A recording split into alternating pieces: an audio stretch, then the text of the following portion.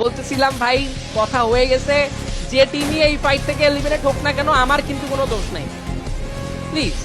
আর HK blade versus Bangladesh top 1, এবার blade versus শুভ 1 versus 1 একটা battle, একদম ক্লোজ রেঞ্জ ব্যাটল দেখার অপেক্ষায়। শুরুতেই নেজাত হয়ে পড়েছে নক, কিলটাকে সিকিউর করার জন্য কিন্তু আরো কিছু ড্যামেজ ছুড়েছেন। ট্রেবলের চার্জ গুলো কিন্তু খারাপ হবে না খুব একটা, কুইক রিভাইভ পাওয়ার চান্স কিন্তু রয়েছে টপ 1 থেকে, সেই কিলটা সিকিউর করা এখনো যায়নি।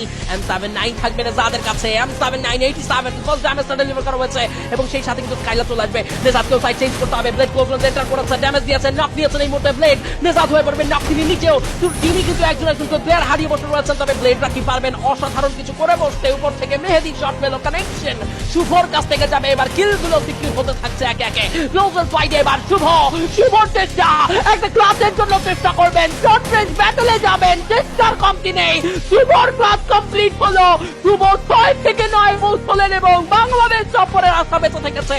Red hawk they are totally wiped out from this lobby. Wow Shubho, wow wow amazing. এই ফাইটটা যারা মনোযোগ দিয়ে দেখছেন ভাই, একটা হ্যাশট্যাগ টপ 1 শুভ ডিজার্ভ।